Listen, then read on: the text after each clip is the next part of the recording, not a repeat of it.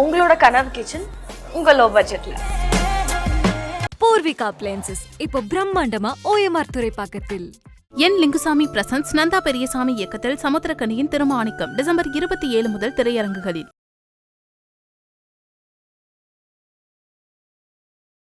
IBC Tamil நேயர்களுக்கு வணக்கம். இன்றைய சிறப்பு நேர்காணலில் நம்மோடு இணைந்திருப்பவர் திமுகவின் முன்னாள் சட்டமன்ற உறுப்பினர் இல புகழேந்தி அவர்கள். வணக்கம் சார். அனைவருக்கும் வணக்கம். தமிழ்நாடே இப்போ மிக முக்கியமான ஒரு விஷயத்தை பத்தி பேசிட்டு இருக்கு. அண்ணா யூனிவர்சிட்டியில நடந்த அந்த பாலியல் தொடர்பான விஷயங்கள் குறித்து நம்ம எல்லாருமே கேள்விப்பட்டிருப்போம். ரொம்ப ஒரு துக்ககரமான விஷயம். இது குறித்து திமுகவை சேர்ந்த அமைச்சர் எல்லாரும் தொடர்ந்து பேசிட்டே இருக்கிறாங்க. தொடர்ந்து நாங்க இதை பார்வையிட்டு இருக்கோம். சட்டப்படியான நடவடிக்கை கண்டிப்பாக அந்த ஞானசேகரன் அப்படிங்கிற நபருக்கு வழங்கப்படும். அது உறுதி செய்யும் பட்சத்துல அப்படின்லாம் சொல்லிட்டு இருக்காங்க. இது குறித்து 2-3 நாளா நிறைய டிஸ்கஷன் பண்ணிட்டோம். திமுகவை சார்ந்தவங்க எல்லாருமே டிவியில பேசுறாங்க. சோசியல் மீடியால தங்களுடைய கருத்துக்கள்லாம் போடுறாங்க. முதல்வர் இது வரைக்கும் பேசாம இருக்காரே, துணை முதல்வர் இது வரைக்கும் பேசாம இருக்காரே அப்படிங்கிற ஒரு கேள்விதான் பத்திரிகையாளரா இருக்கக்கூடிய எல்லாருக்குமே எழுந்துட்டே இருக்கு. தொடர்ந்து இது ஒரு விவாத பொருளாவையும் கிளப்பியிருக்கு. இது எப்படி பாக்குறீங்க? எப்படி பார்க்கிறோம்னா, முதல்வர் அவர்கள் தமிழ்நாட்டினுடைய முதல்வர் என்பது மட்டுமல்ல, எங்கள் இயக்கத்தினுடைய கழகத்தினுடைய தலைவர். தலைவராகவும் முதல்வராகவும் இருக்கின்ற எங்களுடைய அண்ணன் தளபதி அவர்கள் அவருடைய கருத்தை தான், அவருடைய எண்ணத்தை தான், அவருடைய குரலைத்தான் இப்ப எல்லாருமே பேசிட்டு இருக்கிறோம். அமைச்சர்களாக இருக்கிறோம், கழகத்தினுடைய முன்னணி தலைவர்கள் எல்லாரும் சொல்றாங்கன்னா அவருடைய எண்ணப்படிதான், அவருடைய விருப்பப்படிதான். அவரு பல்வேறு பணிகளுக்கு இடையில பல செய்திகள் அவர் அடிக்கடி சொல்லுவார். எதுவாக இருந்தாலும், எந்த பணியாக இருந்தாலும் அரசு பணி என்பது மக்களுக்கான பணியை நம்ம தொடர்ந்து செய்யும் பொழுது, இப்படிப்பட்ட நிலைகள்ல எனக்கு துணையாக இருக்கிறாங்க இல்லையா, அவங்க எல்லாருமே அந்த பணிகள்ல இறங்கி எனக்கு தகவல்கள் கொடுக்கணும். ஒரு கட்டத்திற்கு மேல நான் வேண்டும் என்றால் நான் வருவேன் அப்படின்ற நிலையை நம்ம புரிஞ்சுக்கணும். ஏன்னு கேட்டீங்கன்னா, ஒரு புகார் கொடுக்கறாங்க. எந்த வழக்கா, இந்த வழக்கை எல்லாரும் எடுத்ததுனால இப்ப எல்லாம் பேசுறோம். நம்ம சமூகத்துல நல்லது கெட்டது போல, நன்மை தீமை போல, நல்லவன் கெட்டவன் போல எல்லா இடத்திலும் எப்பொழுதும் இருக்கக்கூடிய ஒரு நிலைதான். அந்த நிலைப்பாட்டில் சில தீயவர்கள், மிக மோசமான இழிப்பிறவிகளாக இருக்கின்ற உணர்வை படைத்தவர்கள் செய்கின்ற இப்படிப்பட்ட செயல் என்பது, புகார் கொடுத்தா உடனே கம்ப்ளைண்ட் பண்ணி உடனே அதை எடுத்து ரெக்கார்ட் பண்ணி இம்மிடியட்டா எஃப்ஐஆர் ஆக்கி அவனை தேடி பிடிச்சு வித்தின் 4 hours 5 hours அவன் யாருன்றதை கண்டுபிடிச்சு உடனே அரெஸ்ட் பண்ணி ரிமாண்ட் பண்ணியாச்சு. இதை முதல்வர் மேல இருந்து பாக்குறாரு. ரிமாண்ட் பண்ணி மேட்ரு இனிமேல் லீகலா போயிடுச்சு. போலீஸ் அதனுடைய பணியை செஞ்சிருக்கு.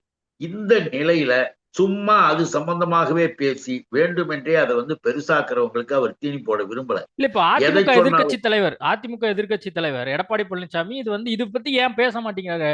ஸ்டாலின் அவர்கள் எதுக்கு எடுத்தாலும் அறிக்கை கொடுப்பாரு, எதுக்கு எடுத்தாலும் ஏதாவது டிவியில பேசுவாரு, ஏன் இந்த விஷயத்துக்கு பேச மாட்டேங்கிறாங்க அப்படின்னு அதிமுக காரங்க கேக்குறாங்க. இப்ப எங்க உனக்கு வலிக்குதுன்னு நான் கேக்குறேன். அரசாங்கத்தினுடைய செயல் சரியாக இருக்கிறது. அரசு செயலை அவர் தான் செய்துகிட்டு இருக்கிறாரு. இன்னைக்கு நடைபெற்று கொண்டிருக்கிற இந்த நடவடிக்கைகள் எல்லாமே உரிய உத்தரவு இல்லாம எதையும் செய்ய முடியாது.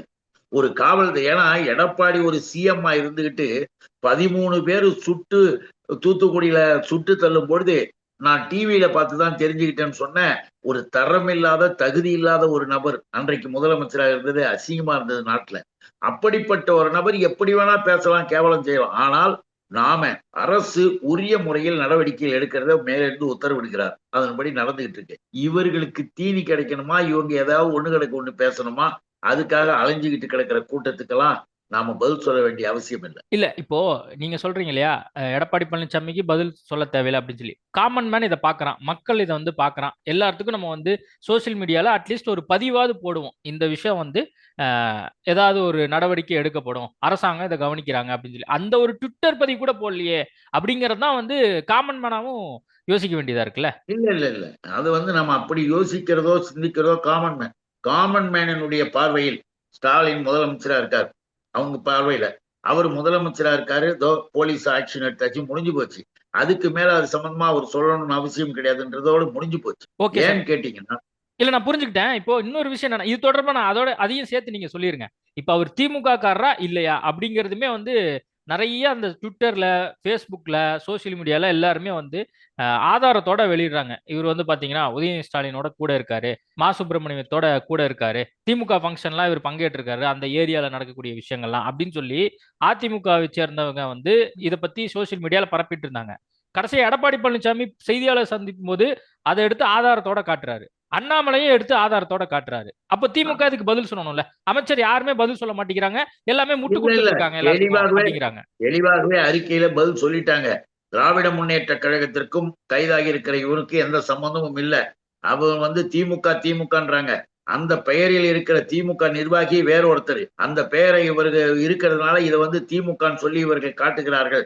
திராவிட முன்னேற்ற கழகத்துக்கு அதுக்கும் தொடர்பு இல்லை, அவனுக்கும் தொடர்பு இல்லைன்றது உறுதியா சொல்லிட்டாங்க தலைமையில இருந்து. ஆனால் இன்னொன்னையும் சொன்னாங்க. இப்ப தப்பு செய்யறவன் தவறு செய்வன் 1 கோடி பேர் 2 கோடி பேர் இருக்கிற இடத்துல எவனோ ஒருத்தன் செஞ்சுட்டு அவன் இந்த கட்சியை சேர்ந்தவன் அந்த கட்சியை சேர்ந்தவன்றது கிடையாது. யாராக இருந்தாலும் நாட்டுல சமூக நீதி வேணும், நியாயம் வேணும். அவன் இந்த வேஷம் போட்டு இருந்தா கூட அவனை நாங்க நடவடிக்கை எடுத்து அரெஸ்ட் பண்ணுவோம்னு உச்சக்கட்டமான ஒரு சட்ட நடவடிக்கை எடுத்தாச்சு. இப்போ அமைச்சர்கள் கூட எங்களுடைய தம்பி கூட எல்லாம் போட்டோவை எடுத்து இவங்க பாத்தீங்களான்னு இந்த காட்டுற இந்த வேலையெல்லாம் ஒன்றும் ஒரு பெரிய விஷயம் இல்லை. யார் வேணாலும் அவர்கள் முக்கியமாக இருக்கும்போது பக்கத்துல போய் நின்று படம் எடுத்துக்கிற கதையெல்லாம் காட்டி இப்ப நமக்கு என்ன சந்தேகம் வருதுன்னா, இவர்கள் ஏற்பாடு செய்து இவர்களுக்கு வேண்டியவனாக அவன் இருப்பானோன்னு நான் சந்தேகப்படுறேன். யாருக்கு வேண்டிய இந்த பிஜேபி இருக்குத மிஸ்டர் 420 மலை, அண்ணாமலை என்கின்ற 420 மலை இருக்க 420 எல்லாம் உள்ள தூக்கி போடுறவரு. நீங்க அவரை 420ங்கிறீங்க. 420 உள்ள தூக்கி போடுறவரு கிரிமினல்களை பிடிக்க வேண்டியவரு கிரிமினலா மாறிட்டது நமக்கு வருத்தமா இருக்கு. வேற ஒண்ணும் கிடையாது. நான் பகிரங்கமா குற்றம் சாட்டுகிறேன். இப்படி நாளைக்கு நாங்க இதெல்லாம் செய்ய போறோம், நீ இவரு கூட படம் எடுத்துக்க, அவரு கூட படம் எடுத்துக்க, அந்த படத்தை என்கிட்ட கொண்டாந்து கூடு அப்படின்னு கூட பேசக்கூடிய அளவிற்கு இவர்கள் தந்திரசாலிகள். ஏன்னு கேட்டீங்கன்னா, இன்னைக்கு இதுக்காக இவ்வளவு குதிக்கிறாங்களே இந்த பிஜேபி என்ற கேட்கிற யூபி போன வருடம் 2023 நவம்பர் மாசம் 1ஆம் தேதி பனாரஸ் பல்கலைக்கழகம். நல்லா நினைச்சு பாருங்க. இவனுங்க குதிக்கிறதுக்கும் இவனுங்க ஆடுறதுக்கும் சும்மா இங்க அரசியல் பண்றதுக்காக பேசலானுங்க.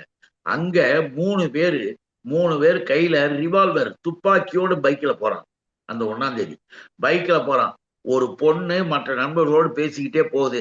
அதை அப்படியே தூக்கிட்டு போறானுங்க.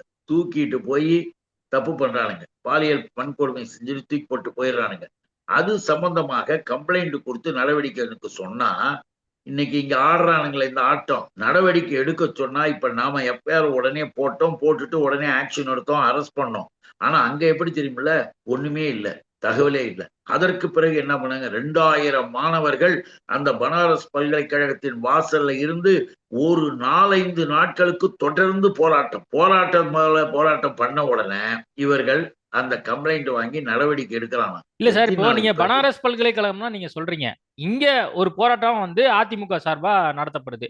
நீங்க ஜெயில தூக்கி கைது பண்ணுவேன் அப்படின்னு சொல்லிட்டு நீங்க திமுக சார்பா இருக்கக்கூடிய இந்த அரசாங்கம் போடுது அப்படின்னு சொல்லி அவங்க ஜெயக்குமார் சொல்றாரு, முன்னாள் அமைச்சர் ஜெயக்குமார் சொல்றாரு. அப்போ அங்க ஒரு நிலைப்பாடு இங்க ஒரு நிலைப்பாடு எடுக்கிறீங்களா அப்படிங்கிறது ஒரு கேள்வி வருது. அதுதான் இல்ல நான் இன்னும் சொல்லி உங்களுக்கு முடிக்கல. அங்க மாணவர்கள்லாம் போராட்டம், மாணவிகள்லாம் அழுகுறாங்க எல்லாரும். அப்படிலாம் 60 நாட்களுக்கு பிறகு 2 பேரை பிடிக்கிறான். 60 நாட்களுக்கு பிறகு யோகி அரசாங்கம், இவனுடைய சிஎம் பிஜேபி காவி, அவங்க என்ன பண்றான், அந்த 2 பேரும் கடைசியில யாரு இவங்க போராட்டத்தால பிடிச்சப்பட்டவங்க யார் தெரியுமில்ல, 2 பேரும் பிஜேபி ஐடி விங்கினுடைய அமைப்பாளர், துணை அமைப்பாளர். அப்புறம் தான் வெளியில வந்தது.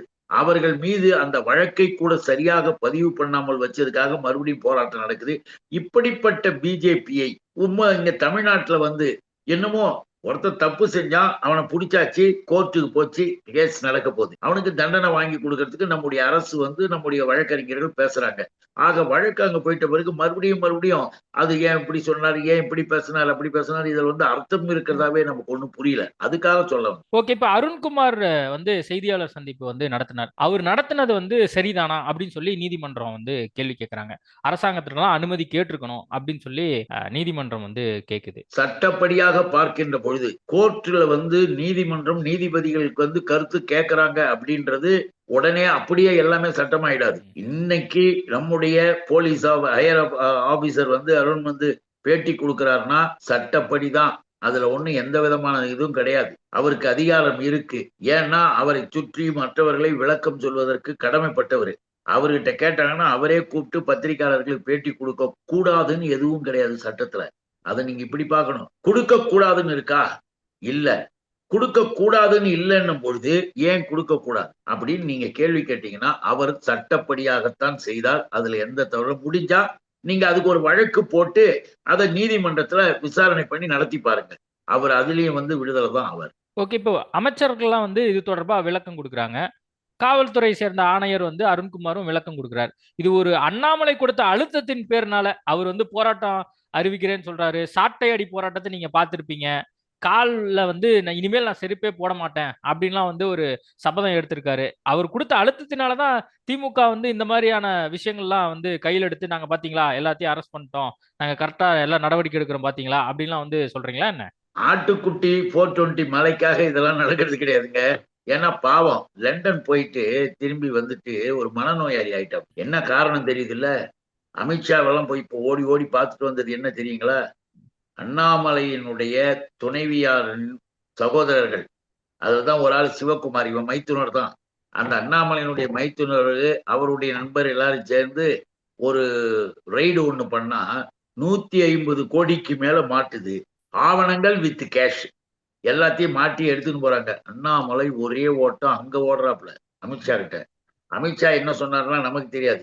திரும்பி அங்கேருந்து ஒரே ஓட்டம் ஒடியாராரு. தன்னுடைய பெயரை இதில் மாற்றிவிடக் கூடாது, தான் அதுல இருக்கக்கூடாது என்கின்ற அளவில் தன்னை காப்பாற்றிக் கொள்வதற்காக எவர் காலில் விழுந்து எங்க விழுந்தாலும் தெரியாது. அப்பதான் ஜோசியக்காரங்க நீ வந்து முருகன் கோயிலுக்கு போய் வேண்டிக்க, நீ சாட்டையால அடிச்சுக்க, அப்பதான் உனக்கு இதாகும், உனக்கு ஜாதகப்படி இதுன்னு அவன் எவனோ ரீல விட அதை நம்பிக்கிட்டு நடு ரோட்ல ஒரு நாடகம் போடுறேன்.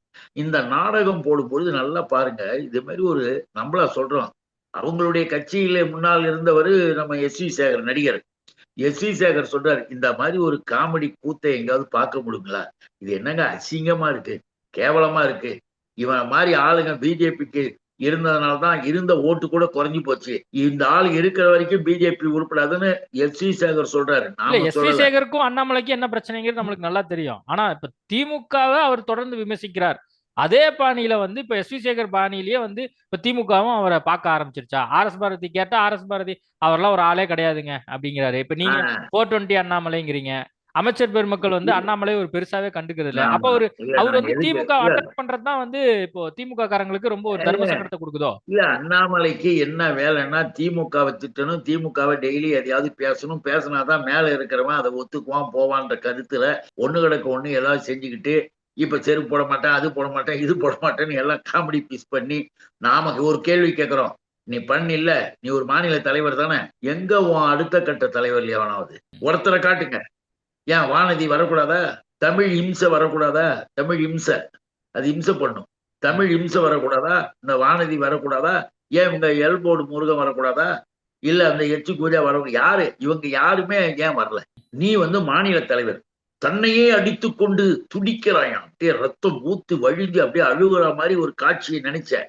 சும்மா வந்து ஒரு பட்ட சார் ஒரு துணியில வந்து ஒரு வைராக்கியமா அவர் பண்றாரு அப்படின்னு சொல்லி பாஜகவினர் சொல்றாங்க சார். ஒரு வைராக்கியத்தோட ஆமா அவர் வந்து இந்த ஒரு முடிவு எடுத்திருக்காரு. செருப்பு போட மாட்டேன் அப்படிங்கிறது ஒரு பாஜகவினர் வைராக்கியம். அதே மாதிரி சாட்டையில அடிக்கிறேன் அப்படிங்கிறது ஒரு வைராக்கியம்ங்கிறாங்க. இதுக்கெல்லாம் போய் வைராக்கியத்தை வச்சு நான் ஒண்ணே ஒண்ணு சொல்றேன் கேளுங்க. பிஜேபி எல்லாம் யாரும் அதை சொல்லவே இல்லை. பிஜேபியில இருந்தவர்கள் இப்ப நான் யாராவது ஒருத்தராவது வந்து தலையை காட்டி அங்க பேசியிருந்தாங்க போனாங்கன்னா பரவாயில்ல.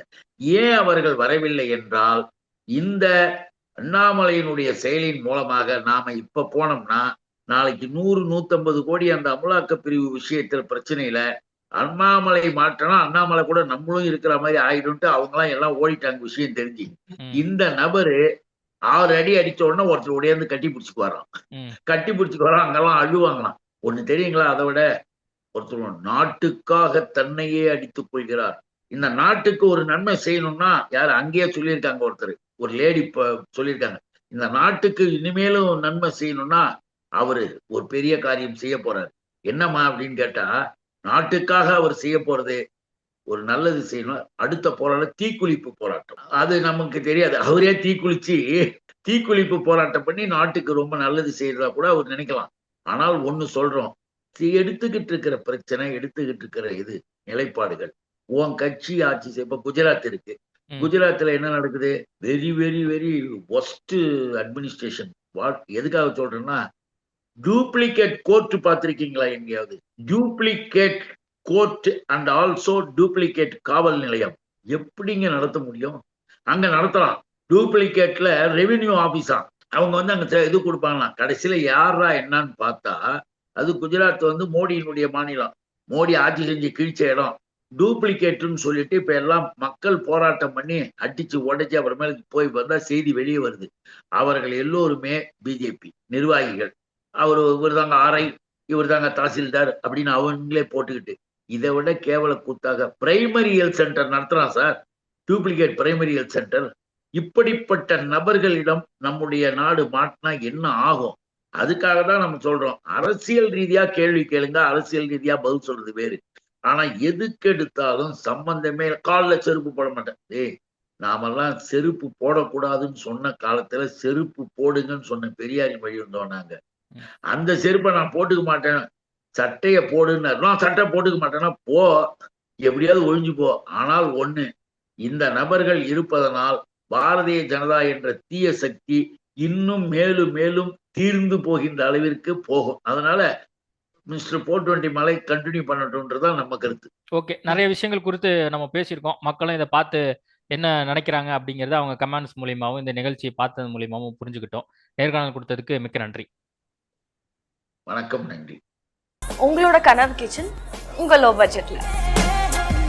பூர்விகா அப்ளையன்சஸ் இப்போ பிரம்மாண்டமா ஓஎம்ஆர் துறைப்பாக்கத்தில். என் லிங்குசாமி பிரசன்ஸ் நந்தா பெரியசாமி இயக்கத்தில் சமுத்திரக்கனியின் திருமாணிக்கம் டிசம்பர் 27 முதல் திரையரங்குகளில்.